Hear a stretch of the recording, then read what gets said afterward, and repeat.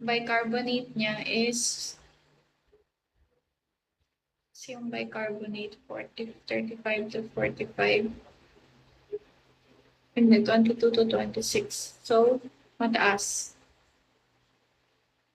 Dahil inversely proportional yung kanyang bicarbonate tsaka yung pH. Ibig sabihin, merong problema yung bicarbonate. So, sa metabolic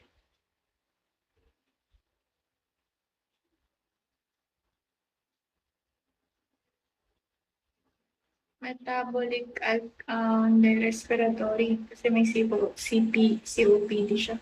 Emphysema. So, respiratory acidosis. Acidosis siya kasi mataas yung PCO2 niya. And mababa yung pH, that is acid. Ayun, nagko-compensate yung kanyang bicarbonate.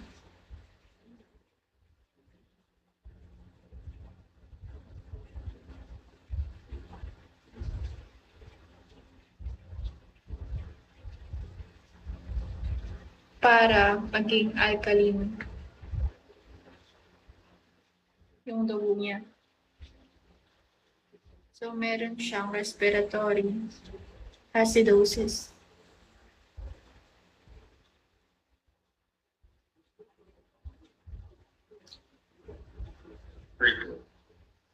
Keep your own peace.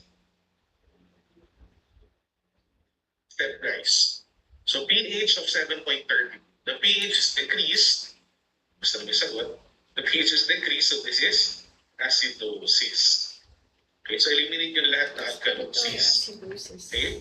PCO2 is increased. Remember, ang normal PCO2 is 35 to 45. Okay? Bicarb is also increased. Remember, normal bicarb is 22 to 26. Okay? So next step, determine which parameter is compatible as your cause. Okay? If the bicarbonate increases, would the pH decrease? Yes or no? If the bicarbonate increases, yes, would the pH decrease? Yes. Yes or no? Yes. Yeah. Okay, very good. The answer is no. I don't know. Okay, remember, bicarb and pH are directly proportional. So si bicarb po ay hindi... PCO2 sabi mo hindi bicarbonate. If the bicarbonate increases, bicarbonate would the pH decrease? Sorry. Yes or no? No. If the bicarbonate increases, would the pH Hindi decrease? nakikinig kay Alden Richard. Yes or no? No nga. Sabi mo nga no. Okay, very good. The answer is no. Okay, remember, bicarb and pH are directly proportional. So si bicarb po ay hindi po yung cause natin. Okay, how about PCO2? If PCO2 increases, would the pH decrease? Yes or no? Yes. If the PCO2 increases, would the pH decrease? Mm. Okay, very good. The answer is yes. Now, therefore, PCO2 is your cause. Okay, and if PCO2 is your cause, the term for that is respiratory. When you put the terms together, you now have respiratory acidosis. Okay? Tama ba yung mga sagot natin, guys? Opo. Okay. Isa pa. Now, some of you might be wondering, no? So is this uncompensated, partially compensated, or fully compensated? Okay, what do you mean by these terms? Yan na, partially. Ay, may case 3 pa pala tayo. Sagutan niyo muna to, guys, before we go to compensated, yung mga terms na yun. Okay. At 22-year-old female, nagkaroon siya ng panic attack. Kapag nagpa-panic attack ka, nag-hyperventilate ka, so mataas yung PCO2 mo na compensation. Kapag mataas yung PCO2 na compensation mo, you have metabolic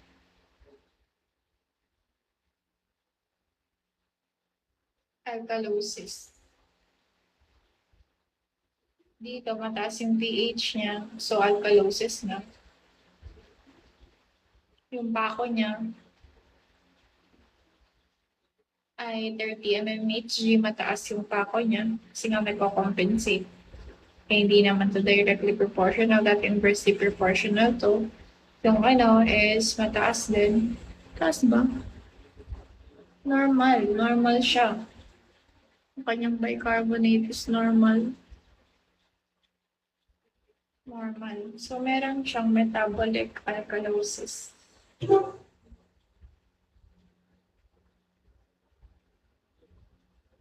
Compensated. Sagutan muna natin ito. Okay? Is increase. PCO2. Ang normal is 35 to 45. PCO2 is decreased. How about your bicarb? Normal. Bicarb ninyo is what? How do you interpret the bicarb?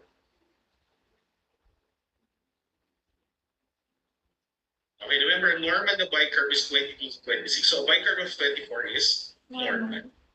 No, so, isa lang po yung parameter na normal. Automatically, this is your cause. Okay? Pag nag-decrease ang PCO2, tataas ang pH. So, compatible din siya.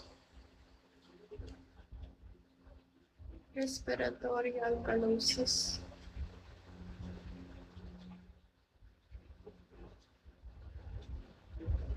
Uy!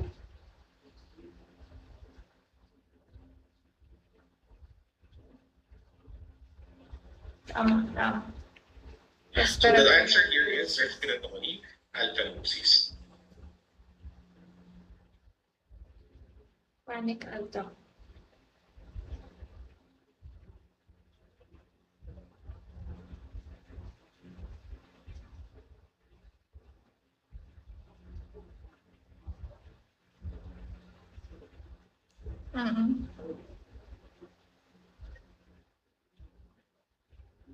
Tama. Okay? Now that we have understood how to interpret this EBGs, madadagdagan natin yung alam natin na concept. No? Let's talk about compensation. So what do you mean by the terms uncompensated, partially compensated, and fully compensated? Anong basis natin dito? Ang basis natin dito is the parameter which is trying to compensate.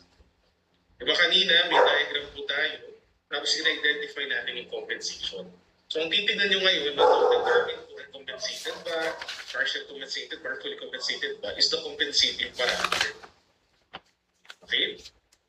If the compensating parameter is still within norm Time out. limits, so ang term natin for this is uncompensated. Raizatsui. Okay? Ibig sabihin, hindi pa siya lumalabas ng normal. Ibig sabihin, hindi pa siya tumutulong. No, hindi pa niya tinatry na ibalik yung pH sa normal. So, ang tawag natin doon, uncompensated. Okay? Now, if the compensating parameter is now abnormal, however, your blood pH is still abnormal, okay? Ang tawag naman po dito is partial compensated. Ibig sabihin po yung compensating parameter ninyo, nagsa-start na magtrabaho, na nag-start na siyang tumulong.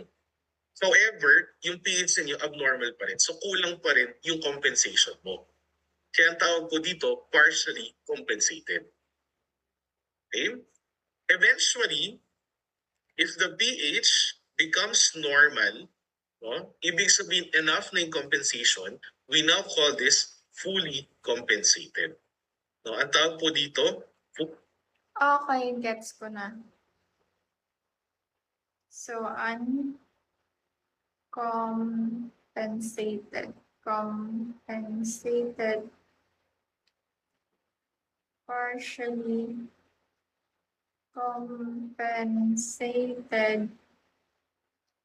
Fully compensated. So, dito yung compensation is pH. So,